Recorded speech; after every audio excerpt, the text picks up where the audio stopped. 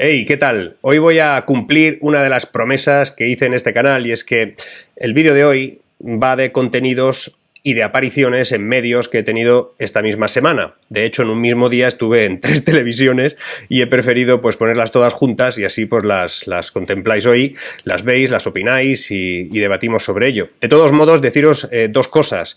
Al final del vídeo os voy a dar el listado de las próximas 4 conferencias que voy a hacer en abierto, es decir, que cualquiera puede asistir y que son en 4 puntos distintos de España, pero eso será al final. Os daré el listado, fechas y lugar para que os podáis inscribir aquellos que queráis. Y también, dos comentarios que quiero hacer sobre los últimos 2 vídeos que subí. Ahora os dejo con los 3 contenidos. Uno es en Televisión Española, en el que se habla sobre la polémica sobre la tecnología de escuchas Pegasus. También se habla del boom inmobiliario. Luego en el canal Negocios TV, otro vídeo en el que se me entrevista sobre el problema del colapso del puerto de Shanghai, que aunque tengo un vídeo en este mismo canal que lo relata, ahí se actualiza un poquito lo que ya dije. También algo sobre la política monetaria del Banco Central Europeo y lo que va a suponer. Y en el último vídeo, que es en 13TV, en el código Samboal, ahí pues se analiza un poquito los datos de empleo, de inflación, que acabo de escuchar hoy, por cierto, que los datos de empleo son muy buenos y que está descendiendo de forma importante el empleo temporal, y ya sabéis que eso pues es más que revisable. Y también se habla de los análisis del PIB y los datos del PIB, y que también acabo de escuchar en una televisión a alguien, esos economistas que circulan por ahí diciendo que incluso el PIB en España se mide mal y que por eso nos sale tan bajo. Es decir, se mide mal, ¿vale? Eso lo dejamos ahí. En todo caso, os dejo ahí con los 3 contenidos, espero que los disfrutéis. Nos vemos justo al final de esos 3 contenidos que os diré ese listado de fechas y lugares de las próximas conferencias. Hasta ahora. Muchas gracias, Olivia. Y en el caso, además, del presidente del Gobierno y de la ministra de Defensa, es que además han conseguido, Marc, sacar un volumen de datos de esos teléfonos. Sí, o sea, hay un volumen inmenso del presidente y muy poquito volumen de la ministra. Aquí, de hecho, estamos hablando de Pegasus. De momento sabemos que es Pegasus. Hay 2 softwares, o un software que se llama Sorghum, Candirú, ¿no?, que es otro de los que se utilizan, sobre todo en Uzbekistán, en Israel, en Arabia Saudita, en Emiratos, que incluso es un poquito más sofisticado y que ya cuesta más de saber que ha estado en tu teléfono. No deja el rastro que deja, por ejemplo, Pegasus, ¿no?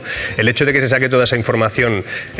Fijaos, cuando hablábamos en el pasado de escuchas telefónicas, estábamos hablando de que sabías la conversación entre 2 personas, pero esto es muy complicado, o sea, esto es mucho más sofisticado. Es que tú sabes la vida de las personas, ¿no? Puedes saber sus fotografías íntimas, puedes saber sus correos electrónicos, es atemporal y aterritorial, no es algo que pasa puntualmente y que puedes grabarlo, es que sabes todo lo que ha pasado con su teléfono. Y por eso, evitando obviamente los casos que son vinculados a gobiernos o a grandes personalidades, las personas de la calle, tenemos que ir con mucho cuidado con esto, porque independientemente de que sea Pegasus y que afecte a esas personas, a nosotros nos pueden robar dinero, nos pueden robar nuestros datos, y aunque no seamos nadie, nos pueden utilizar todos esos datos en contra nuestra, ¿no? Bueno, primero, Pegasus entra al teléfono móvil, como nos estaba contando Olivia, de una forma absolutamente realista. Es decir, te has comprado un billete, ¿no?, y a uno de los responsables políticos que fueron espiados en Cataluña, nos contaba Olivia, pues le llegó un mensaje de: has comprado este billete, esta es la tarjeta de embarque. Es decir, no es que sea una trampa, es que es muy fácil de hacer clic. No, pero la pregunta es: ¿cómo pueden saber que yo tengo un billete en Swissair o en Iberia, ¿no? Es muy sencillo. En la Deep Web, es decir, en la Internet oculta, se venden a tiempo real prácticamente listados de vuelos, listados de personas que se han comprado un billete a cualquier sitio, porque esas listas están informatizadas.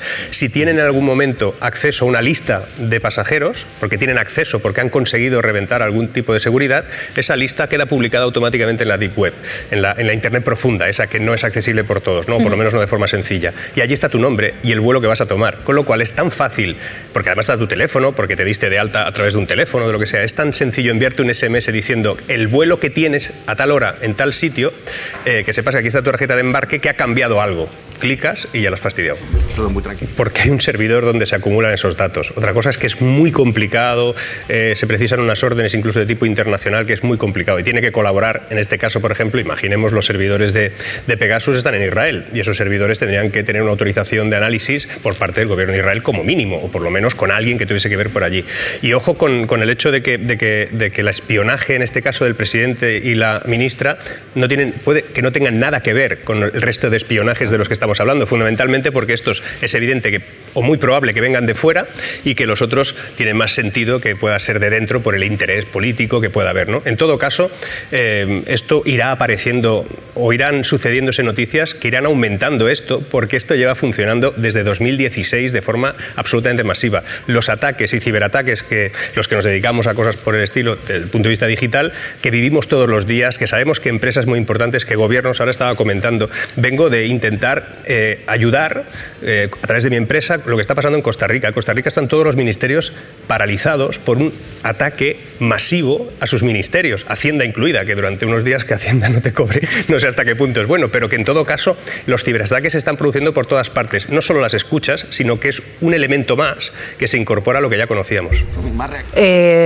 Fernando. Perdonad, y con esto acabo yo. Esto pasó hace muchos meses, O sea, a mí el problema de que haya una fuga de seguridad por Pegasus en los teléfonos móviles del gobierno es preocupante, pero entra dentro de cosas que pueden pasar mientras no actualizas los modelos de seguridad. El problema está que si esto sucedió en junio, ¿no? Han dicho, junio del año del 21, perdonad, pero estamos en mayo del 22. Durante todo este tiempo, ¿eso se sabía, no se sabía? Y si no se sabía y se ha detectado ahora por culpa de que estamos hablando de Pegasus y se ha empezado a analizar todo, eso sí que es una brecha importante. Durante un año ha estado algo abierto y no nos hemos dado cuenta. Esa es la parte importante. Es que hay más, porque el precio de la vivienda se está encareciendo. La vivienda de obra nueva ya cuesta 2,5% más, casi un 3% más, y la de segunda mano, según el dato del INE, Silvia, un 1% más a quienes quieran adquirirla.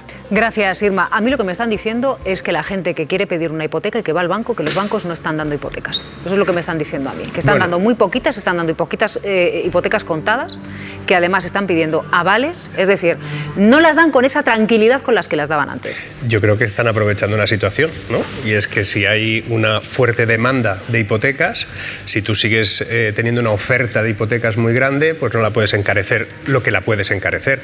Eso de que el boom pueda estar cayendo, yo lo dudo. Es verdad que puede ajustarse un poco, puede bajar ese incremento, un 35% es muchísimo, ¿no? de actividad inmobiliaria, básicamente porque ahora mismo con la inflación que hay, en toda Europa, por ejemplo, y nos compra gente de fuera, uno de los pocos recursos que tienes en estos momentos para guardarte de esa inflación es el inmovilizado, es decir, una propiedad en algún lugar donde sea factible. Y además hacerlo con hipoteca es una buena manera de pelearse contra la inflación, porque si es a 10, 15, 20 años, no más allá, el valor que tú vas a tener sobre esa hipoteca va a ser siempre a la reducción con respecto a la inflación. Eso es así. Y por cierto, un incremento de precios de la vivienda del 2% son 8 puntos menos que la inflación. Es decir, no está subiendo el precio prácticamente, está decreciendo técnicamente con respecto a lo que suben los precios de las cosas, ¿no? ¿Y luego? ¿Cuándo se puede hablar de burbuja inmobiliaria? Cuando el coste de la vivienda supera el 35% del salario. En ese momento estamos en una burbuja. No hemos llegado a eso. Está, según los estudios publicados, entre un 32 y un 33% de media. En el momento en que suba 3 puntos más, sí nos ponemos al borde de la burbuja, con lo cual yo no descarto que se pueda producir. ¿Qué lo puede frenar? Pues el miedo al futuro. El miedo al futuro, que no te hipoteques. El Banco Central Europeo lo va a frenar.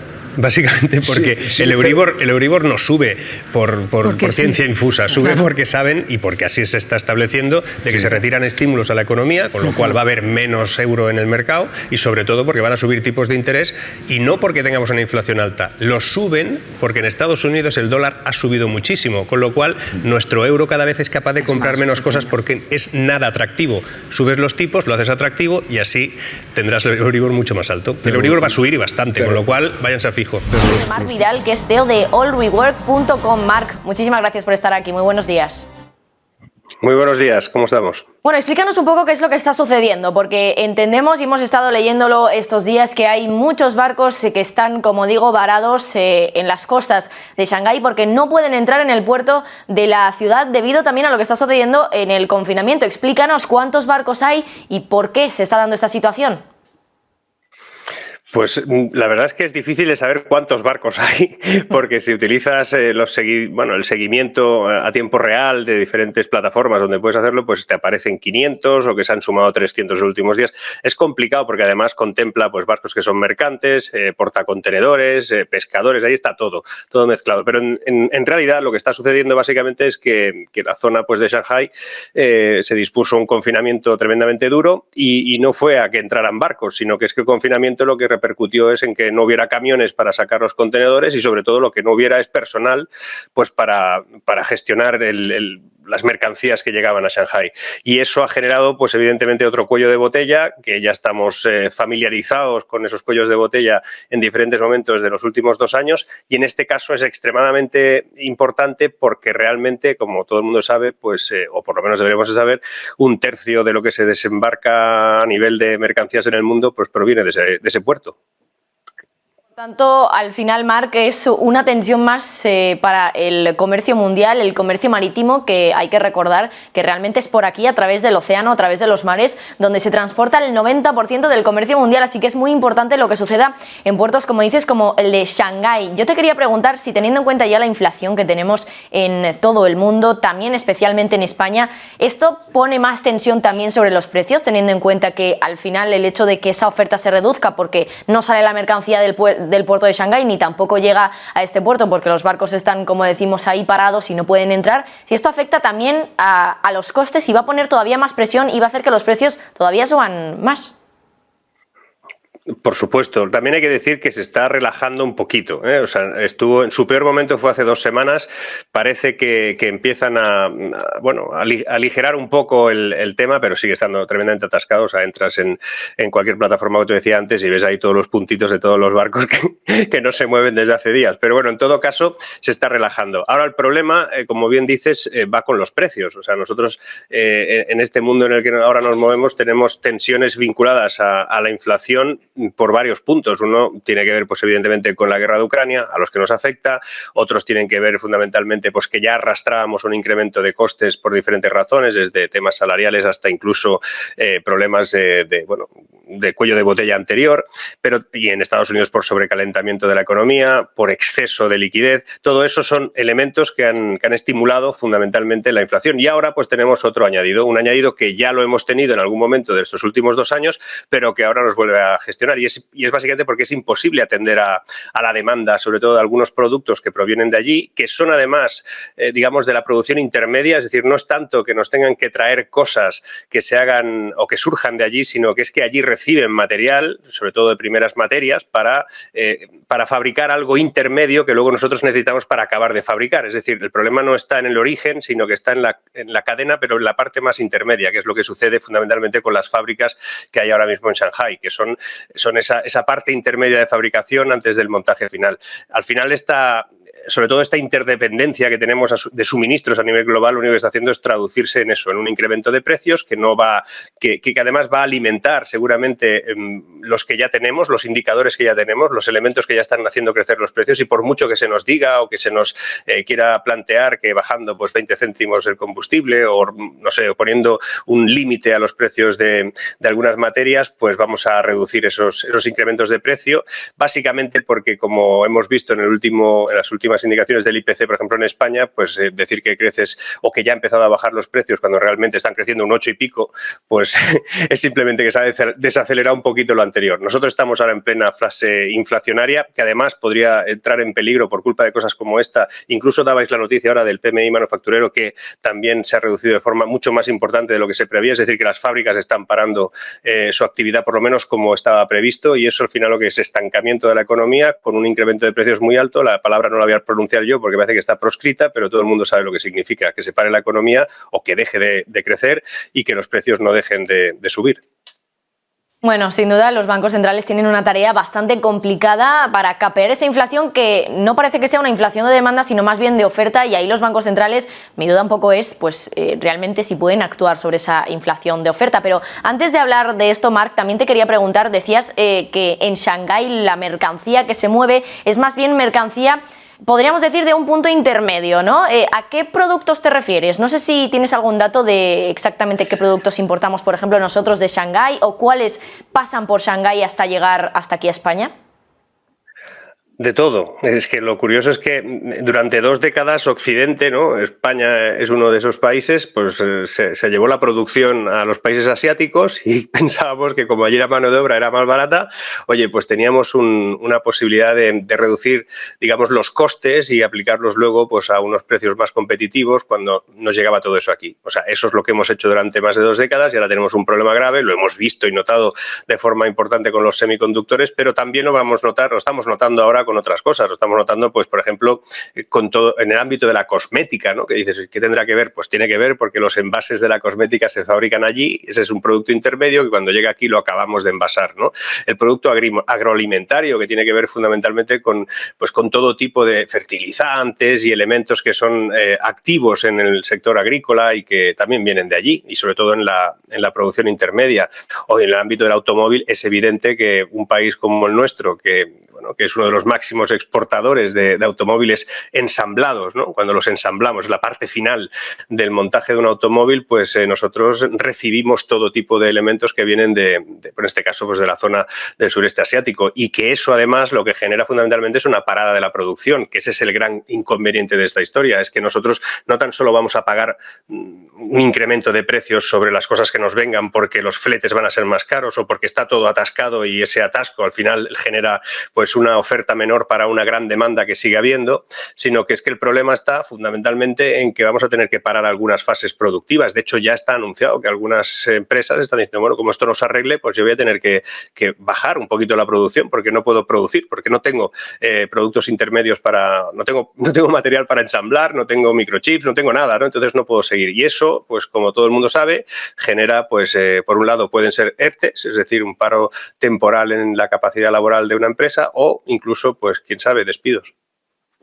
Bueno, pues esperemos que finalmente la sangre no llegue al río, por decirlo de alguna manera. Hablábamos antes, Marc, también del papel de los bancos centrales en esta situación, una situación donde todavía se crean más cuellos de botella para el sector del comercio mundial, como decías, también por lo que está sucediendo en Shanghái. Esta semana tenemos una reunión muy importante de política monetaria, la de la Reserva Federal. Este miércoles se espera que suba los tipos de interés en 50 puntos básicos, pero no sé hasta qué punto realmente esto puede calmar un poco la subida de los precios que tenemos disparada prácticamente en todo el mundo, también en Estados Unidos, por supuesto, pero en especial también aquí en España, aunque, como decías, parece que la tendencia se ha desacelerado un poquito, seguimos con una inflación muy alta, pero no está al menos aumentando respecto a la del mes anterior. ¿Cómo pueden solucionar esto los bancos centrales? Si subiendo los tipos de interés realmente esto va a arreglar algo, Marc. Arreglar, ya veremos. Lo único que sabemos es que cada vez que se reúnen para merendar, al salir, los de la Reserva Federal subirán con 25, 50, 75 puntos de incremento en los tipos de interés. Cada merienda nos va a costar tipos de interés. Entonces, la cuestión no está en tanto lo que hagan en la Reserva Federal, que nos afecta relativamente, nos afecta más de lo que la gente considera, fundamentalmente porque cada vez que la Reserva Federal sube los tipos de interés, hace más atractivo al dólar, que tampoco pueden mantenerlo durante mucho tiempo tan atractivo desde el punto de vista de mantener divisa para que sea rentable tener en este caso dólares. Es más rentable tener una divisa que tiene un tipo de interés algo más alto que, por ejemplo, el euro, que no te renta, ¿no? Y eso, claro, tampoco lo pueden mantener mucho tiempo porque ellos no pueden estar manejando costes tan altos con respecto, por ejemplo, a la exportación, etcétera. La cuestión es que si nosotros no hacemos lo mismo, si el Banco Central Europeo no hace lo mismo, pues tiene un inconveniente, y en este caso sería un euro poco atractivo, y el euro poco atractivo al final también nos supone unos costes añadidos, es decir, una compra mucho más cara de todo lo que hacemos en el exterior, sobre todo temas pues de materias de energía y de materias de todo tipo, ¿no?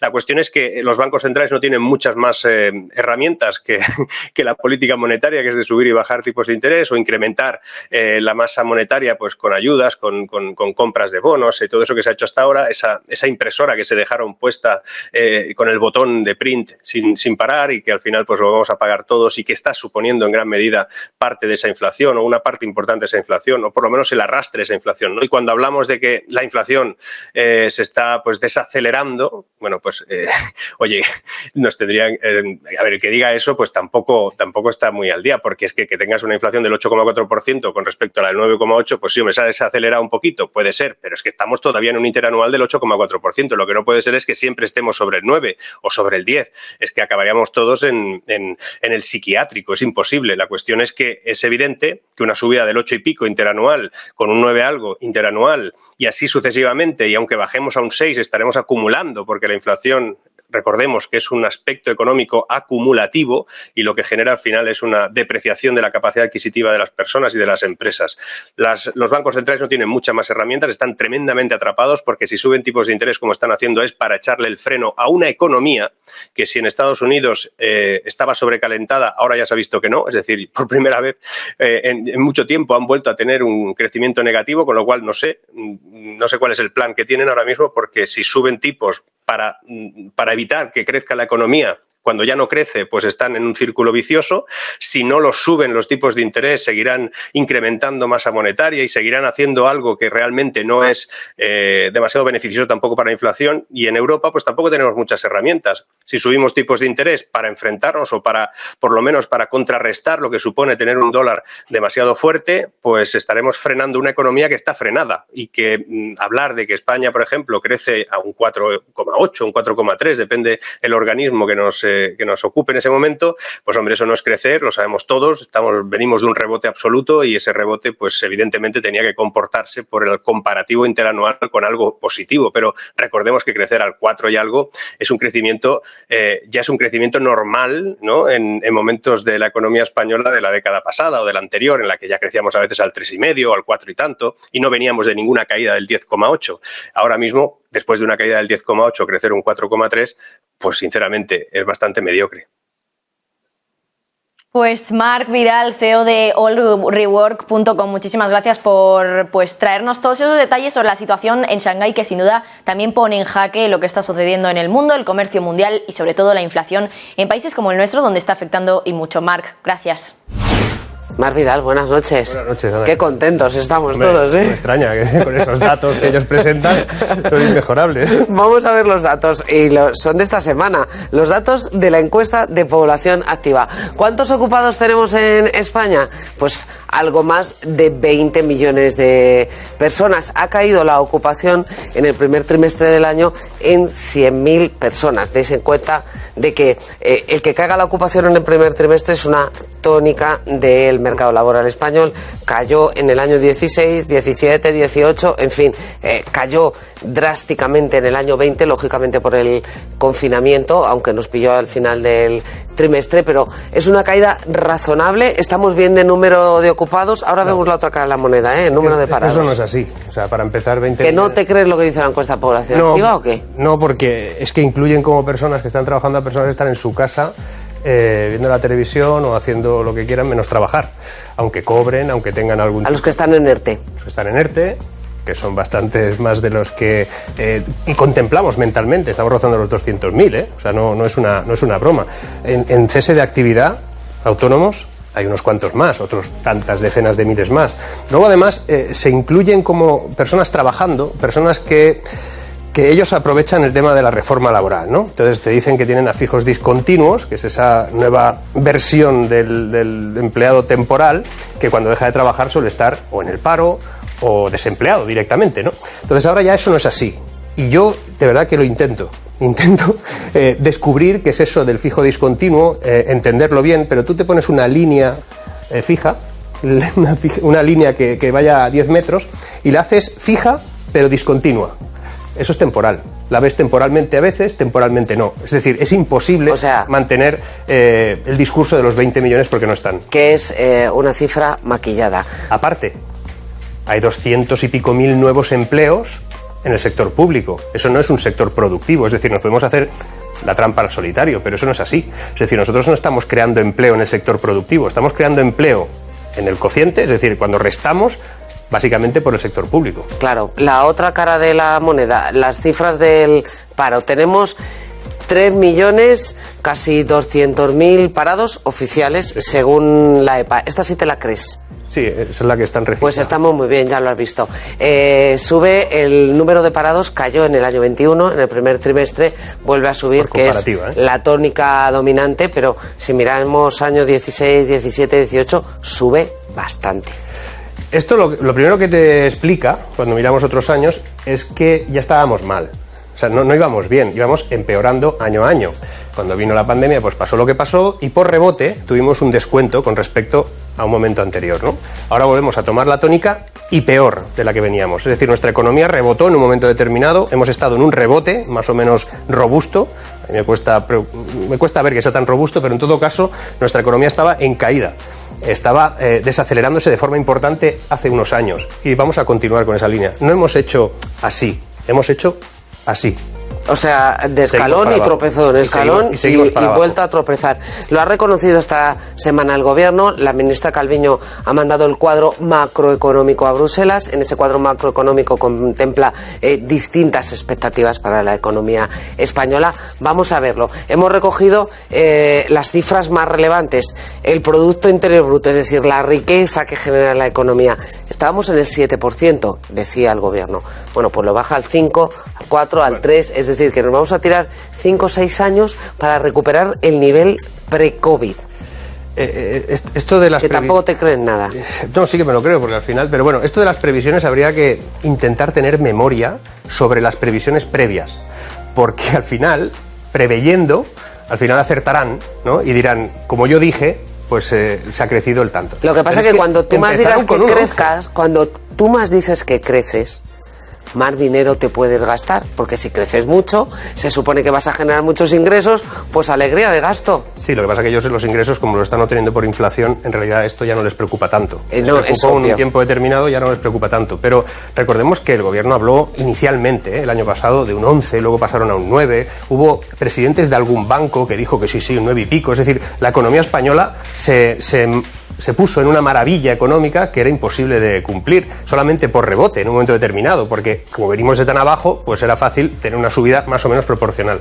Ahora lo que van a hacer es ir descontando, ¿eh? O sea, esto va a ir reduciéndose poco a poco, ya se quedará más o menos así, pero crecer, a ver, este año a un 5, el año pasado un 5,1, eso no es crecer, si has caído un 10,8, esa es esencia, ¿no? Y cuando ellos dicen que España va a liderar el crecimiento en Europa, bueno, es cierto que lo va a liderar, pero porque estamos muy abajo. Es decir, nosotros estábamos en la quinta planta de un edificio, caímos al sótano -5, entonces ahora pasar del -5 al -1, son 4 plantas las que subimos. Los que cayeron al -2 y ahora están en el 1, pues crecieron menos que nosotros, pero siguen estando más arriba. Lo curioso es que no crecemos, entre otras cosas, porque los españoles no consumen. Estas son las cifras, el crecimiento del consumo, que a simple vista no parecen malas, pero que en la economía española suelen ser mucho más robustas.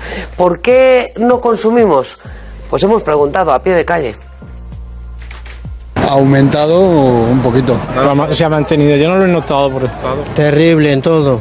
La luz, exagerado. Ha aumentado en todo, en el supermercado, en todo, en la comida. Teniendo en cuenta la inflación y la crisis económica. Evidentemente ha aumentado. Otra cosa es que sea fruto, ¿no?, de lo que nos están contando, que sea la guerra, o sea más bien aprovechar la coyuntura para poder subir precios en según qué cosas, ¿no? Pero sí es verdad que ha aumentado. Ha aumentado muchísimo. En la ropa, en el gas, en todo, en todo. No lo hemos notado nosotros, no. La situación se nota, ¿no?, que no es nada buena y el futuro no es nada halagüeño. Está todo muchísimo más caro, eso sí. Ha aumentado muchísimo el gasto, todo es más caro. Así lo bajan y que no busquen excusas. Vas al supermercado, todo vale más, la gasolina, bueno, ahí está. Claro, consumimos menos, porque es que lo vemos todo, que es que está por las nubes. Y cuando hemos tenido ahora la nueva cifra, en el 8 y algo, en lugar del 9 y pico... De inflación. Parece que están bajando los precios. No, siguen subiendo a esa intensidad de un 8 y pico, que es algo que no estaba contemplado. Pero es que nosotros tenemos una inflación muy superior, seguramente, al 9,8 o al 8 y pico. ¿Por qué? Por un tema de divisas. El dólar el euro se ha depreciado con respecto al dólar de forma muy importante en los últimos meses, casi un 10%. Eso se aplica a lo que compramos. Petróleo. Al exterior. compramos energía, compramos productos, hay empresas que para producir lo suyo tienen que comprar en el exterior cosas, todo eso nos incrementa precios por divisa, es decir, nuestra capacidad de gestión con euro y de compra con euro es muy menor. ¿Nos favorecerá luego en el futuro con respecto a ser capaces de comprar más, porque compraremos algunos productos, o vender más, porque venderemos más barato? Sí. ¿Que vendrán más turistas? Es probable, pero de momento la inflación es muy superior. Así estamos, pelados. Antes de despedirte, Mar, este martes supuestamente el gobierno va a aplicar ese tope del gas a la tarifa eléctrica. ¿Eso significa que vamos a pagar por lo menos un poquito menos por la luz? En teoría sí, yo lo contemplo así. El problema está en el método utilizado, que no vamos a pagar más luz, pero vamos a pagar más impuestos, porque alguien va a tener que pagar esa diferencia, que los franceses nos van a comprar la luz a un precio muy interesante, como el que nosotros vamos a pagar, porque estará limitado. Por cierto, la palabra topar no existe en el castellano, hay que limitar, el precio limitado por arriba, y en ese sentido los franceses también podrán hacer lo mismo, porque no se ha podido dividir el mercado, con lo cual todo lo que nos compren los franceses por un precio que sea inferior al que haya costado la compra de esa materia, en este caso energética, todo eso lo tenemos que pagar nosotros, franceses y españoles, a todos. Es decir, eso va para que lo paguen todos, no solo los que consumen electricidad. Estamos jugando a buscar la bolita aquí no, pero aquí sí. De momento está así. En fin, Marc, gracias. Bueno, espero que os haya gustado. Ya sabéis que en televisión es difícil llegar al detalle en el que se puede alcanzar pues en un vídeo aquí en el canal, pero bueno, son interesantes también a veces tener las ideas de forma esquemática para poderlas explicar, trasladar, incluso debatir. Como os decía, os voy a dar las fechas, días, horas y lugares de las próximas 4 conferencias en abierto. Tengo otras, pero esas otras conferencias suelen ser corporativas o de empresas o sectores, de ahí ya cuesta más, pero en todo caso las pondré también en la cajetilla de descripción de este vídeo, pero son las siguientes, que las tengo por aquí. El 10 de mayo a las 5:30 en el Auditorium de Palma de Mallorca. Os pondré el enlace para que podáis inscribiros. El 19 de mayo a las 5:30 en el campus de Terrassa en UCED Business School. Esta es un centro educativo universitario, pero creo que también es abierta. El 27 de mayo a las 5 de la tarde en el Teatro Goya de Madrid. Todos los que estáis ahí cerca de Madrid, nos vemos ese día en el Teatro Goya. También os dejaré el enlace de inscripción. Y el 4 de junio, para los que estáis en las Islas Canarias, nos vemos en el Puerto de la Cruz, en Tenerife. Ojalá podáis ir muchos, ojalá nos podamos ver. Para mí, la verdad, es desde que comunico donde doy las conferencias y me encuentro con vosotros, es un gusto saludaros, hacernos fotos y comentar la actualidad económica y la actualidad tecnológica y todo lo que pasa. Y como os quería comentar también, mis últimos 2 vídeos, el de las 25 soluciones o 25 ideas ante la situación laboral que tiene España, y el otro, el que tiene que ver con las potencias económicas en el año 2050, pues deciros 2 cosas. Uno, desde que dije que el de las 25 soluciones pues tenía pocas visualizaciones porque igual eran demasiadas soluciones, pues bueno, se remontó la cosa, y agradeceros de que muchos de vosotros que no visteis el vídeo porque lo subí un domingo, le habéis dado ahí un empujón y lo estáis recomendando en muchísimos sitios, y la verdad es que eso pues anima, ayuda y sobre todo pues estimula a seguir buscando vídeos que, a pesar de ser críticos, también aporten soluciones. Como os decía, es un curro a veces ponerse a decidir todo eso. Y sobre las potencias del 2050, potencias económicas del 2050, pues